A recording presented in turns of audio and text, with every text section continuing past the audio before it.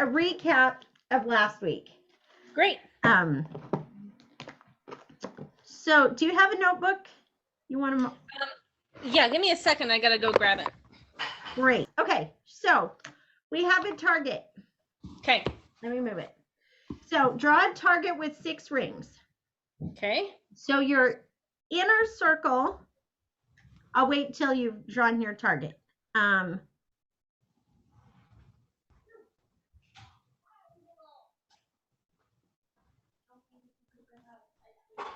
5 is.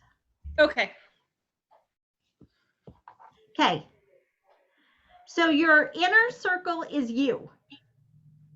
So title this whole diagram Spheres of Influence. So these are things that you have control over. Clearly, the thing that you have the most control over is you. The second circle is your household. So, you know, your spouse, your children, your pets, your in-laws, whoever happens to live in your household, you have your actions directly affect them for good or bad. Right. Your third circle of influence is your closest friends or family that don't live with you. So these are people that you can really share your heart with.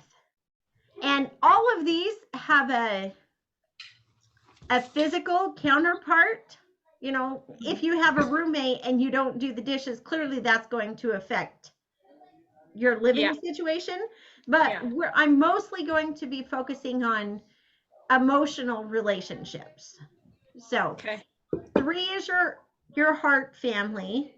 4 is your social extended circle. So this is like your bowling club or your girls group or the people that you hang out with because you want to.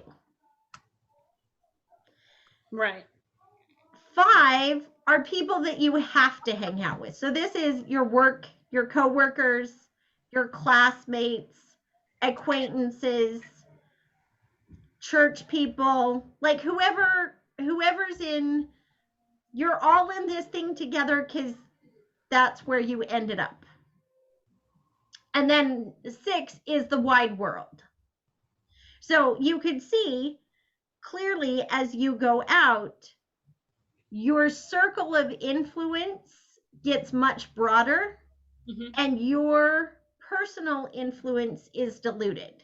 Like there's a lot less that I can do about dying whales than I can do about my own children.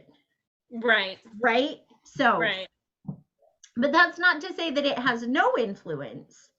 It's just diluted. So what happens, I got to grab my notes, is when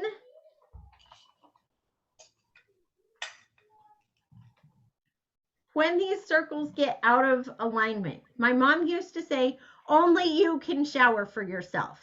Do the things that only you can do. Right. You can't, nobody else can do that for you. But on the other hand, we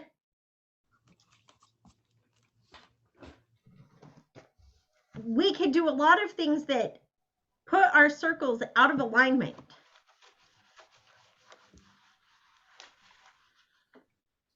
So let's say you have you in the middle.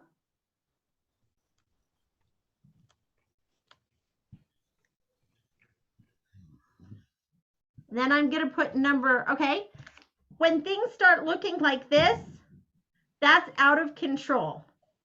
And especially since we have the world, the internet can go straight through our personal household family time.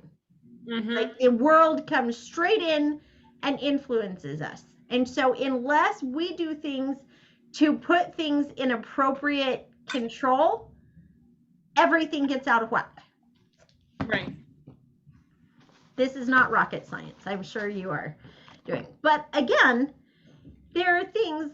So take your very most inner circle, circle number 1, and divide that into 3. Okay. So we're going to title this Self.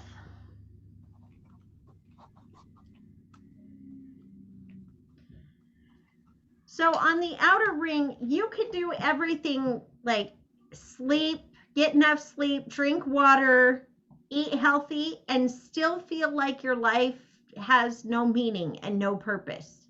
Mm-hmm. In the next circle, you can exercise, because I think exercise is really good for the soul, and read quality material. You can read scriptures or self-help books or whatever, and you can improve your mind, and that helps, but you can still feel lost. It is only when you go to the very, very center of the circle, which is your spirit. So you have your body, your mind, and your spirit. Mm-hmm. Spirit is smack in the middle. Do you remember in the first class, I defined spirit as spirituality is the connected energy of all things. Yeah. That's like planets, trees, bugs, people. So the understanding that we are all connected and that there's more to our world. When we tap into that energy, whether it's through prayer, Mm-hmm. or meditation or gratitude or stillness, but when you allow the energy, I'm going to draw another diagram. Prayer and meditation are two sides of the same coin. So prayer goes up and down. You are speaking with divinity and God answers prayers. And that is true. Like lots of people in lots of cultures pray and receive answers to prayer. Meditation goes this way, side to side.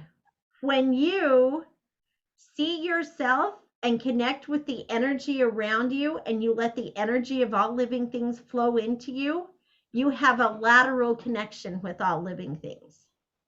And when you put them together,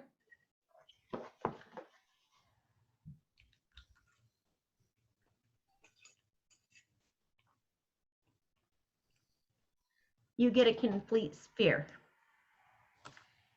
In the scriptures, in the Greek, when in Matthew 15 or Matthew 5, he says, "Be ye therefore perfect, even as your Father in heaven is perfect."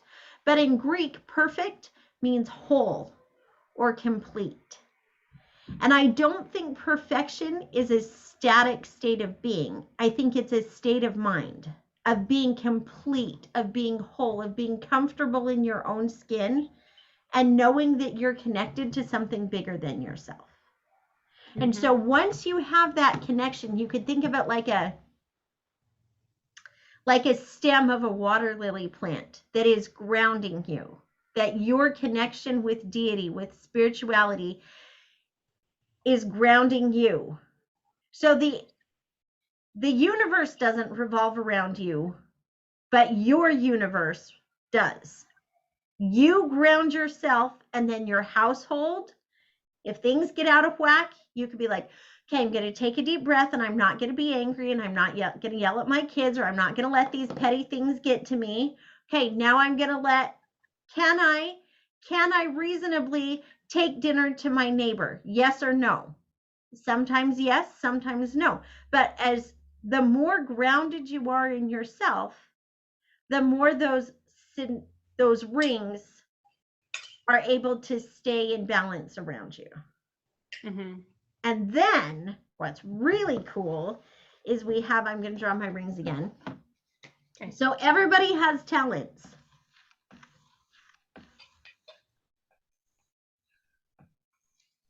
Oh, I read so many cool quotes. This was from Creativity last year. I watched a thing by Ethan Hawke, the actor, who talked about creativity. But before I do that, I'm going to read this quote by Brené Brown, because she says this about creativity.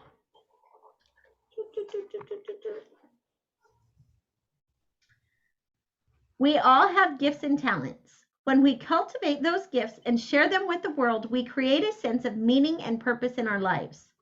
Squandering our gifts brings distress to our lives. As it turns out, it is not merely benign or too bad if we don't use the gifts we've been given. We pay for it with our emotional and physical well-being. When we don't use our talents to cultivate meaningful work, we struggle. We feel disconnected and weighed down by feelings of emptiness, frustration, resentment, shame, disappointment, fear, and even grief. Most of us who are searching for spiritual connection spend too much time looking up at the sky and wondering why God lives so far away. God lives within us, not above us. Sharing our gifts and talents with the world is the most powerful source of connection with God. I love that. I love that. And Ethan Hawke shared his experience about becoming an actor. He and his brother went to a play, and it was about a musician. And he was like, oh my gosh, I need to be an actor. And his brother left it saying, I need to be a musician. Same play, same experience, but that desire to connect. He said, you know, we might think that poetry or music or creativity is when we get around to it. But when we go through hard times, we look around for the poets, for the musicians, for the people who have been there, and we bring it into ourselves. We're like, oh, we're not alone. Somebody wrote a song about this. Somebody wrote a poem about this. Somebody wrote a play about this, a piece of art. I am not alone. And that is how we take our innermost self and project it out into the world. So let's say you write a song and it influences people. That's awesome. Or you make cookies for your neighbor, or you make a beautiful piece of woodwork, and that helps people. And when we use our talents, it goes from ourselves out into the world. And when everybody does this, when everybody has permission to be their best selves, to let their creativity out, the whole world benefits. It's a flower, it's a garden, it's ultimate growth in creativity. That's really cool. So, remember we talked about yin and yang? Yeah. So we have our two serpents. So the yin is the dark. The yin, or female energy, is raw creativity. This is Mother Earth. This is matter without form. This is soil that can grow anything. So we think of chaos as a bad thing, but rather think of chaos as raw potential. The ultimate source of everything. So I'm going to go back to, I'm doing a lot of writing on my dry erase board. I love it. So I'm going to go back to my 6 circles. And this is all well and good and lovely when everybody's, you know, growing their flower garden and being creative and sharing and loving, and it's all happy, except the world doesn't work like that. So the opposite is when everything is under attack, and when people do horrible things, when Russia invades Ukraine and kills innocent people, when children are abused and go hungry, and families are dysfunctional, and people live in poverty and addiction and trauma and mental illness and despair and hopelessness. Like, that's a reality too. And you can't pretend that you can just have the good, because that's not how this raw power works. So Uh,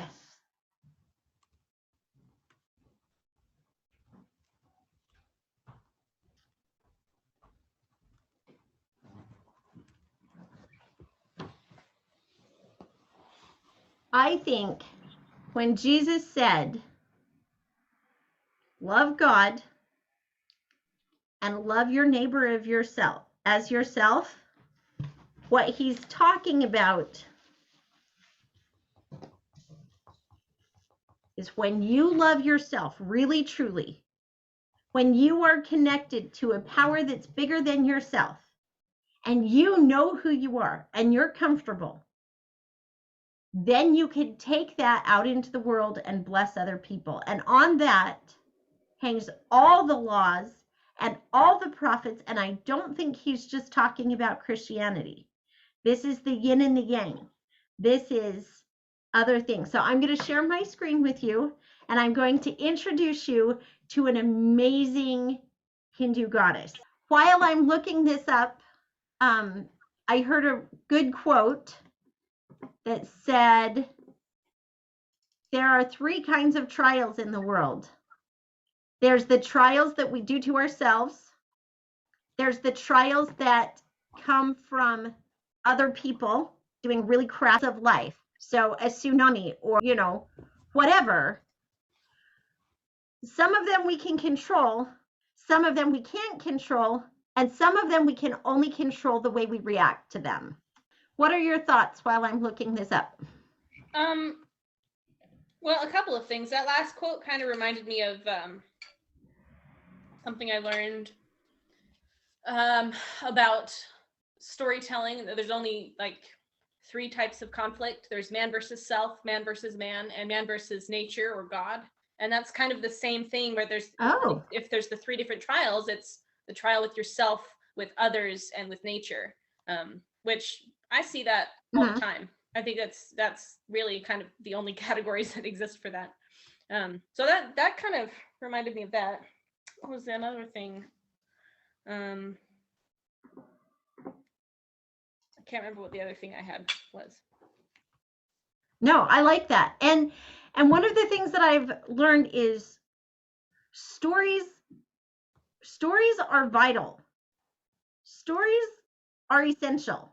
We have to have a story that makes sense of life. Like we have to have a story. And science and religions and myths are all telling the same story of how God, deity, energy, and mankind work together, how we all connect. So when Rachel and Dale lived here, Dale had a poster on his wall that had all of the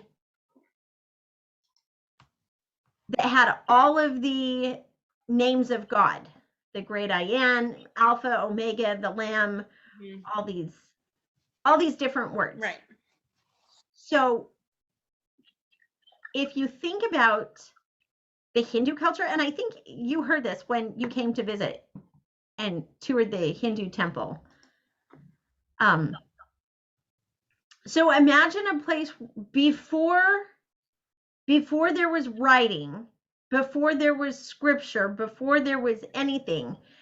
How would you take all of those names of God, all those different roles that he plays, and try and explain it to people? So they took each role of God and assigned it a human characteristic. So some of them are female, like Durga is a badass. She rides a lion into battle. Okay, that's pretty awesome.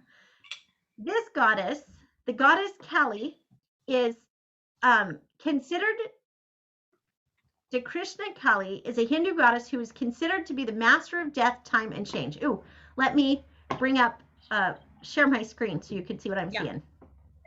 Hold up. Share screen. Okay, here we go. Share. Can you see it now? Yeah. Okay. She's a Hindu goddess who is considered to be the master of death, time, and change. She is also said to be Pravati, the supreme of all powers, the ultimate reality. Kali's earliest appearance is when she emerged from Lord Shiva. She is the ultimate manifestation of Shakti and the mother of all living things. She destroys the evil in order to protect the innocent. Over time, Kali has been worshipped by devotional movements and tantric sects variously as the Divine Mother, the Mother of the Universe, Adi Shakti, and Pravati. Shakti Hindu and Tantric sects additionally worship her as the ultimate reality or Brahman. So, in our other thing, she is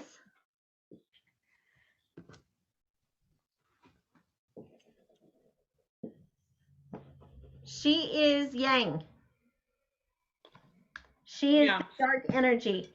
So Shiva is the whole, the complete, the Lord of everything. And she came out of him. So we have wholeness, unity, completeness, and then separation. Some people call that the Big Bang, that everything was one. And then we had separation. And in order for there to be growth, there had to be separation. So are you familiar with this picture? Have you ever seen it before? I haven't seen it before, no. Okay, so what do you notice? Shout out. What? She's holding a head that she obviously chopped off of this guy here. Yep. She's standing on another guy whose arm is wrapped with a snake. There's kind of a lot going on. There's a lot going on, yeah. There's a lot. She's got a necklace of heads going on here, and another one of arms. Another one of she's a skirt of arms. I hadn't even realized the skirt of arms. Yeah. Also catching the blood from the head. I did, yeah. She's catching the blood into a plate. There's kind of intense. There's a lot going on here. So should we break it down? Yeah, break it down. There's a bunch of other things. She's blue. Yeah, she's blue. She's naked. She's naked and blue. Naked and blue. She has her tongue sticking out in every picture. She has her tongue sticking out. There's all these things. So let's start with some very first symbolism. Okay.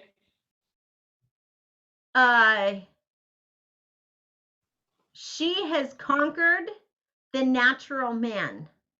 She has conquered herself. Okay. So this is blue is the color of purity. So she is completely one with God. She is whole. She is holy. She is pure. But she's powerful. She's incredibly powerful. This head that she is holding up is the head of her enemies. She fights injustice. No, that's this one. This person wrapped in snakes. Injustice or things that do harm. Okay. She will conquer. This one, she has conquered herself, the natural man. She drinks the blood of her enemies, meaning when we conquer ourselves, when we conquer our bad habits. Yeah. Or our own self, and we drink the blood, we learn from that. We take the experiences with us. We don't just, we draw strength from that trial. Okay. Yeah. All these demons around her neck are all of the demons that she's conquered. These are, I'm not exactly sure what the arms are. She is clad in wisdom and the golden jewels of realization. Her earrings are Lord Ganesha, which is the Hindu equivalent of Christ, that he's always whispering in her ears. That she's always getting, it's like listening to the Holy Ghost. Right. She's listening. She's naked before God. She's completely honest and unashamed. She's like, yeah, this is me. I am what I am. And then the last thing that I think is so incredible, so fabulous, is this sword. That she's got 4 arms, but she made it herself. She crafted her own weapon. So I'm going to come back to that, but I'm going to read some things by Brene Brown because she is really incredible.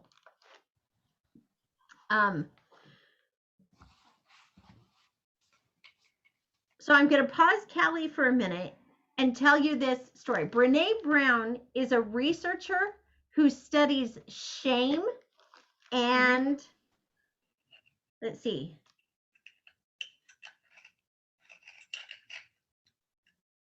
she studies shame, trauma, and addiction.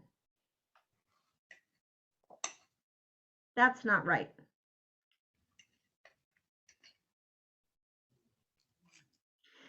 So in 2006, okay. Oh, as a researcher, I often observe human behavior so I can identify and name the subtle connections, relationships, and patterns that help us make meanings of our thoughts, behaviors, and feelings.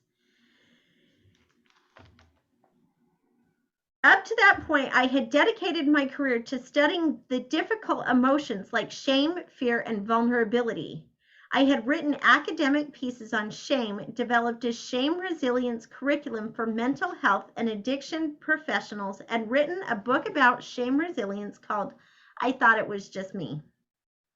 In the process of collecting thousands of stories from diverse groups of research participants who lived all over the country, ranging from ages of 18 to 87, I saw new patterns that I wanted to know more about. Yes, we all struggle with shame and the fear of not being enough.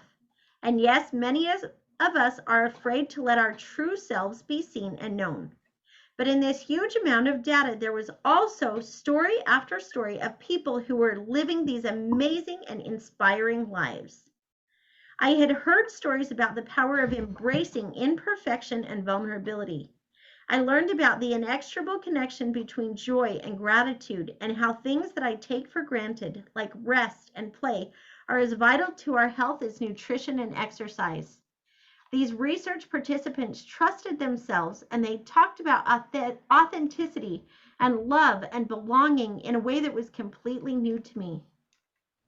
I wanted to look at these stories as a whole, so I grabbed a file and a Sharpie and wrote the first word that came to my mind on the tab: wholehearted. I wasn't sure what it meant yet, but I knew that these stories were about people living and loving with their whole hearts. So she wrote down a list of all the words, things that people who live wholeheartedly do. On one side, I'm just going to read this. Do you mind?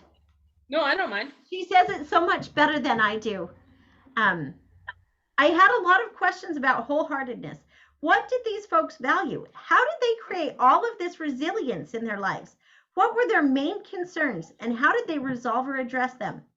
Can anyone create a wholehearted life? What does it take to cultivate what we need and what gets in the way? As I started analyzing the stories and looking for reoccurring theme, I realized that the patterns generally fell into one of 2 columns. For simplicity's sake, I first labeled these do and don't. The do column was brimming with words like worthiness, rest, play, trust, faith, intuition, hope, authenticity, love, belonging, joy, gratitude, and creativity. The don't column was dripping with words like perfection, numbing, certainty, exhaustion, self-sufficiency, being cool, fitting in, judgment, and scarcity. I gasped the first time I stepped back from the poster paper and took it all in. It was the worst kind of sticker shock. I remember mumbling, no, no, no, no, no, how can this be? Even though I wrote the list, I was shocked to read them. When I code data, I go into deep researcher mode. My only focus is on accurately capturing what I heard in the stories. I didn't think about how I would say something, only how the researcher participant said it. I didn't think about what experiences would mean to me, only what it meant to the person who told me about it.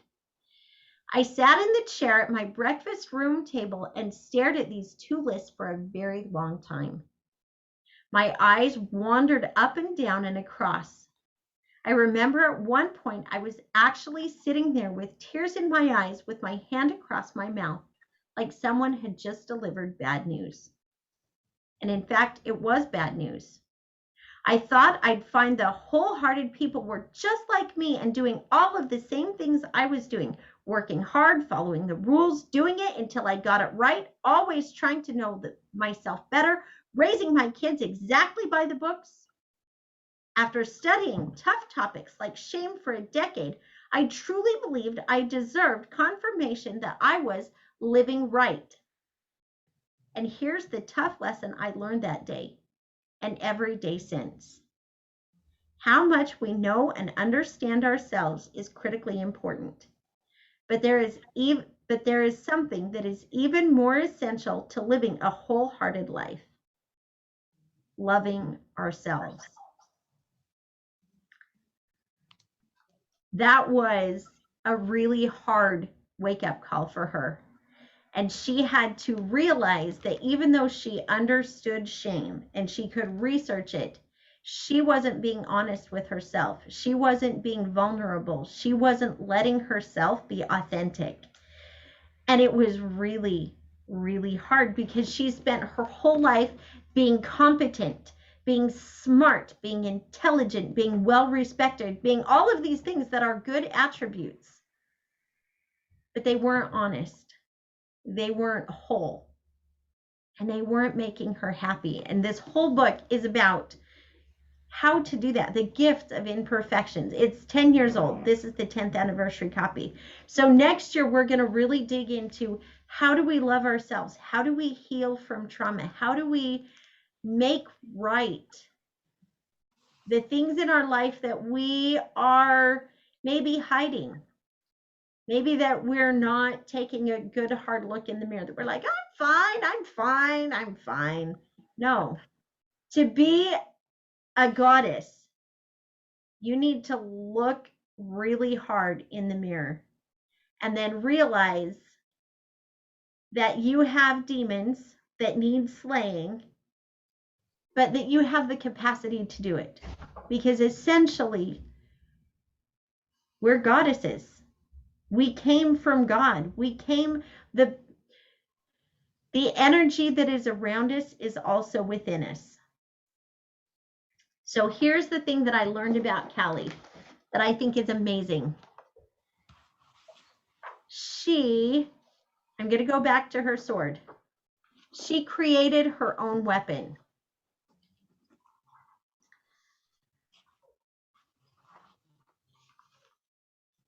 For a very long time, I felt like the only stupid person in a very intelligent family. I felt like I was bubbly and outgoing and insipid and fluffy and kind of a dingbat. And I had all of these sisters who were tall and brunette and serious and studious, and I was the cheerleader-esque person, and I just felt so not worthy. And what I learned from Callie is that there's a difference between a demon and a rock. A demon is something that needs slain, and a rock is something that you sharpen your sword against. I imagine her sitting with her forearms and honing her blade against a rock. I am not quiet. I am not shy. But that's not a shortcoming. That's a rock that I'm going to hone my blade against, and I'm going to use my voice to become a presenter. This is what I love. This is the sword that I'm going to use to kill injustice, that I'm going to use to help women become their inner goddess. That's not a demon. That's a rock. I am a night person. I'm never going to get up at 5 a.m. to exercise. That's not a demon.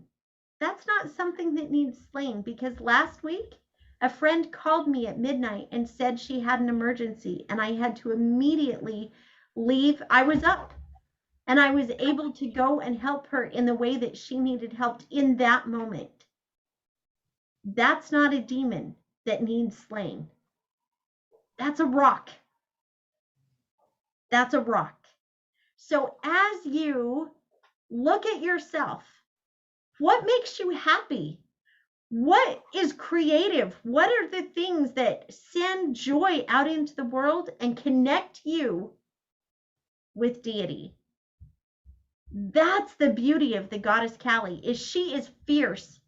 I think my mom was such a beautiful example of Kali. First of all, she was pregnant or nursing for like 20 years straight.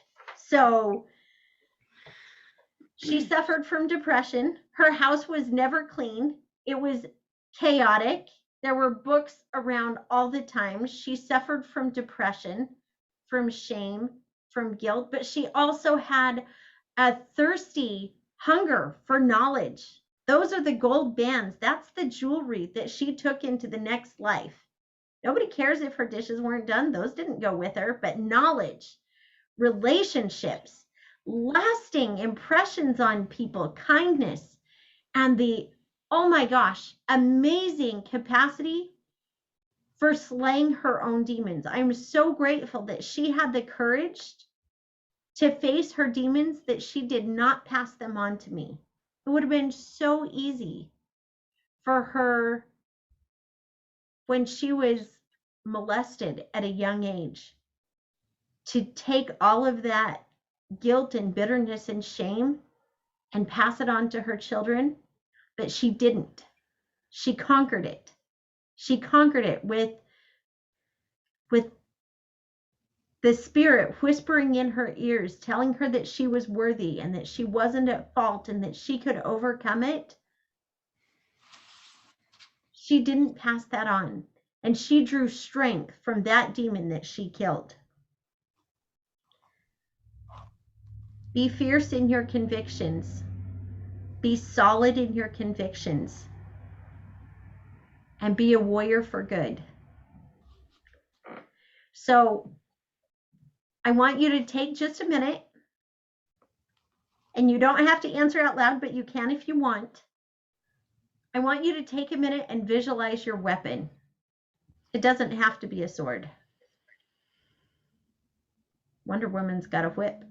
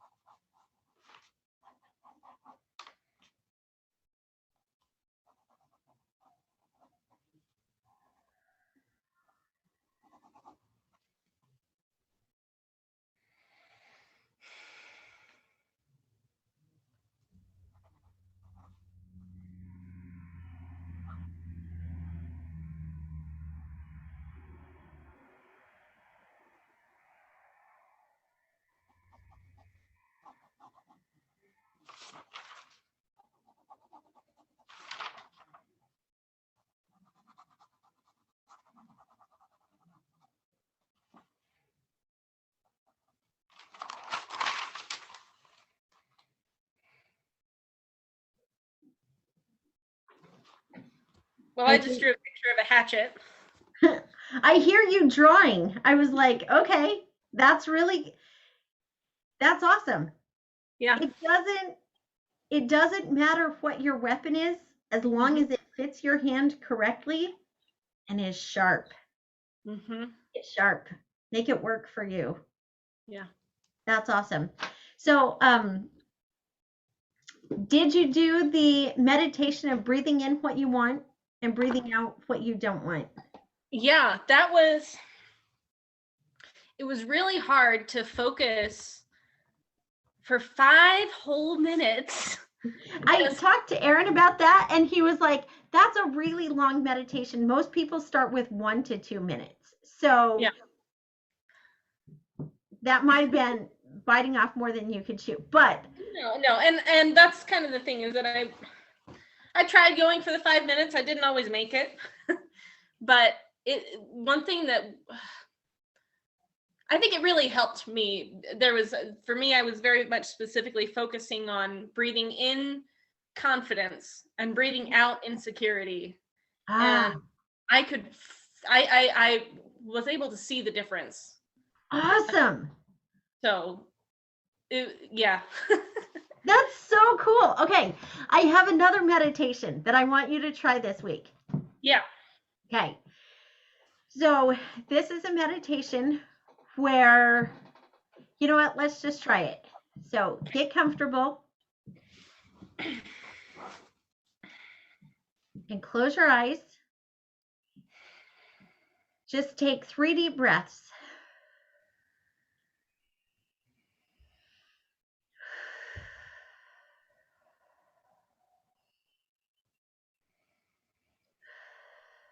Kind of clear everything out.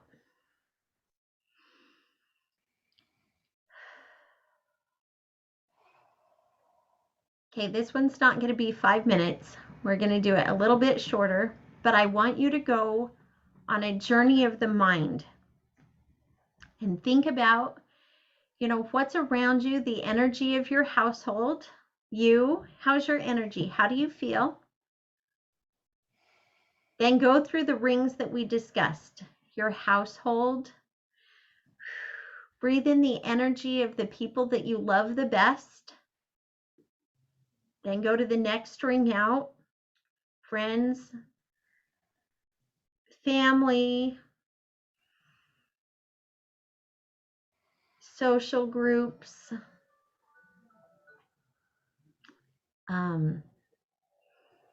work. And you don't have to necessarily like these people. It's just being aware that we're all connected. Neighbors, the person that you wave at once in a while.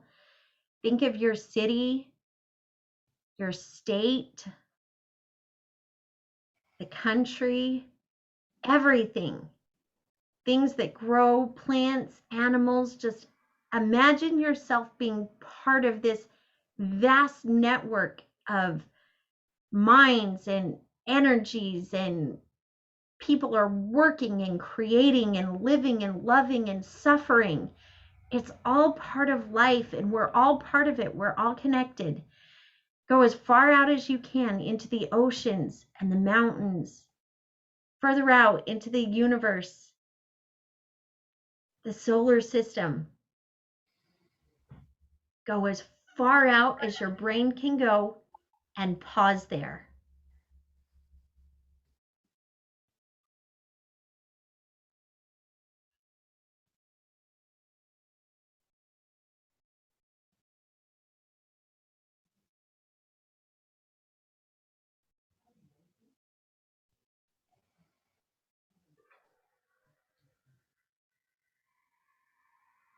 Take what you find there.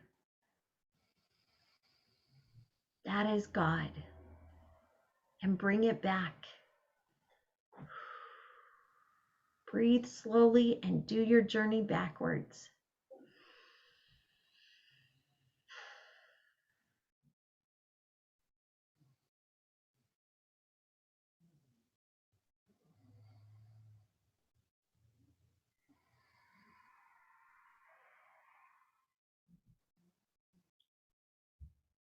Are you back in your living room? When you do that, worship God. Love God with all your heart, might, mind, and strength to recognize that there is a power bigger than all of us. And you're not asking for anything, and you're not proving anything. You're just acknowledging the magnificence, the greatness, the incredibleness of God. Okay, now take a deep breath, and you're going to worship your own potential. I want you to imagine your inner goddess, your potential, your abilities, your goodness, your intelligence, your humor, all the things that make you, and then take that as far as you can to your maximum potential of what you can be and what you wish you were and what you can become.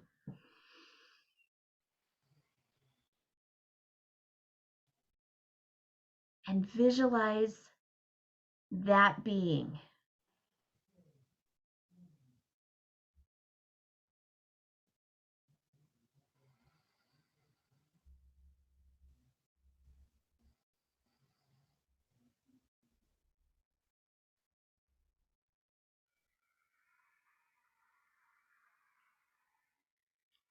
And then come back to yourself.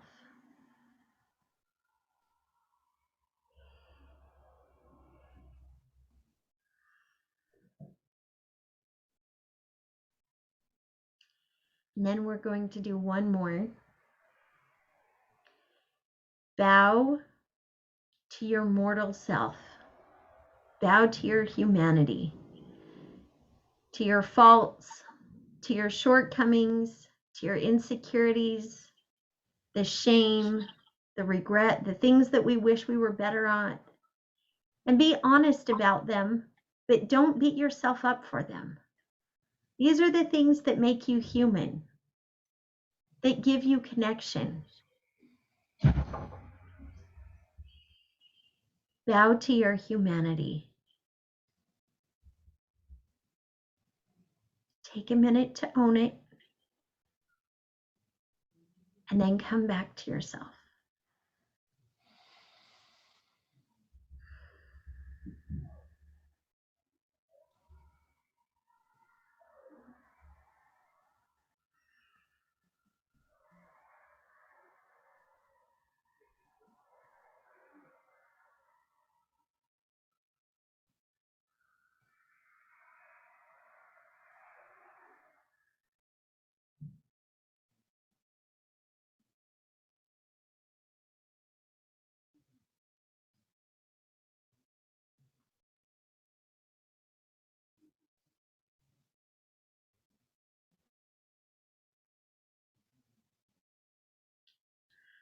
Are you back?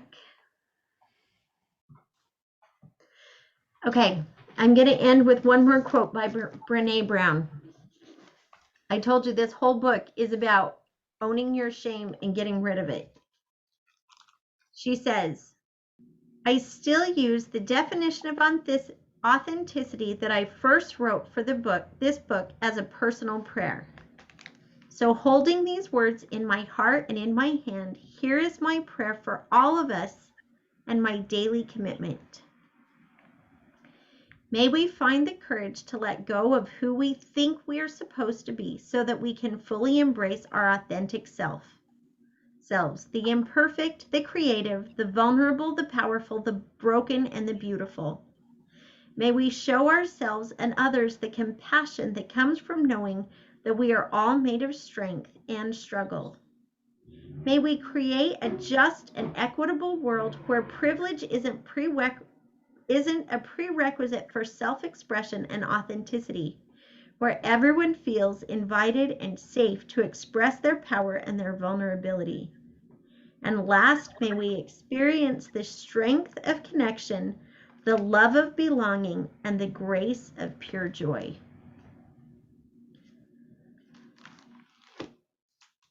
The beauty of Callie is that she doesn't shy away from the ugly, that she goes into the heartbreaking and the unjust and the shameful and the depraved. And she says, I know. I've been there. It hurts. I'm human too. I love you, and you're worthy of belonging. And she cuts the binds and says, come be better. Come move up with me. You're a goddess, and I'm a goddess, and we all have demons that we're struggling with, but your sword is sharp, and we're all going to make it together.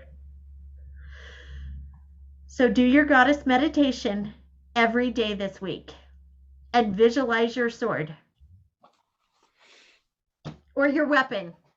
It doesn't have to be a sword. Swords are pretty cool though. So Swords are awesome. Okay. Okay. Do you have any questions? Any thoughts? Any?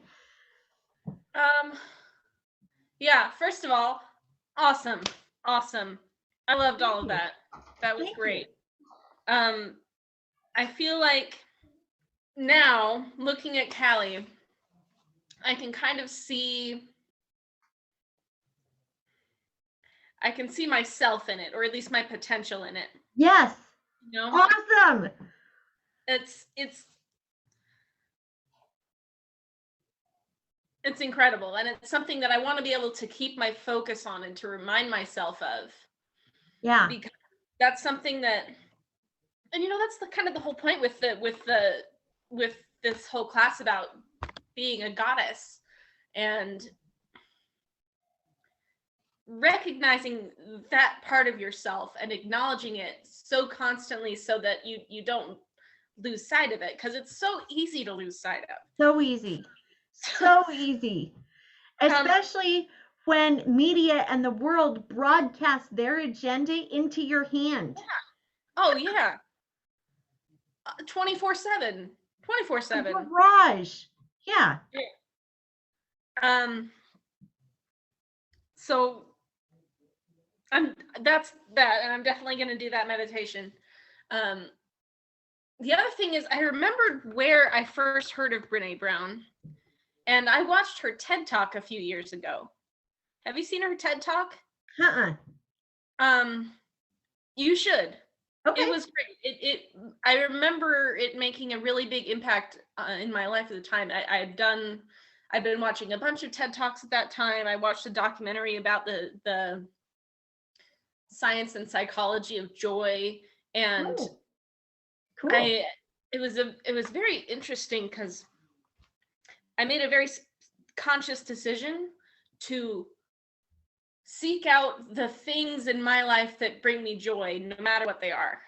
Awesome. And it's a hard thing to do. It's hard. It's hard because again, the world and society and other people and organizations are constantly telling you what that should be. What it should be. Yeah. What they think what it should be, in quotes. But finding ignoring that and being like, what brings me joy? And start with one little thing. And I think for me, it was going to the park and sitting and enjoying being at the park, enjoying being in nature, and maybe reading a book, or maybe just listening to music while I'm among the trees. And that was the one thing that I'm like, okay, that brings me joy. And I know it does. And I feel good when I do it, so I'm gonna do it. So I'm gonna do that thing. Yeah. But so learning for me, it was that was the first step in learning how to recognize other things that bring me joy, and to be more in tune with how the world and everything in it makes me feel. So, and I remember the Brené Brown TED Talk was a part of that whole experience. Was part of giving yourself permission to feel joy, to not feel guilty about going to the park, and don't feel guilty about doing whatever it is you love. C.S. Lewis. Another class that I would love to teach is comparing Dante and C.S. Lewis, like the Screwtape Letters and the Great Divorce, and comparing Dante and C.S. Lewis. That would be so fun. Oh my gosh. Okay, that's an aside. Let's bring it back to the goddess class. Right, right. But C.S. Lewis in the Screwtape Letters said, without God, there is nothing, and nothing is very strong. That if you can convince a man to stay sitting in a dark house staring at the embers of a cold fire instead of going on a walk, you've won. Anything is better than nothing. Yeah. Yeah. So powerful. So print out a copy of Kelly, or see if you can find Kelly and hang it on your wall. I mean, she's so awesome. She's such a badass. That even seems disrespectful because I've got to read more about her now, because she's like the creator. She is the embodiment of chaos, and chaos is good. Yeah. Because without chaos, there is no growth. So, all right, I gotta go. Take care. You're awesome. I will see you next week. We'll see you next week. Thank you. You're welcome. Bye. Bye.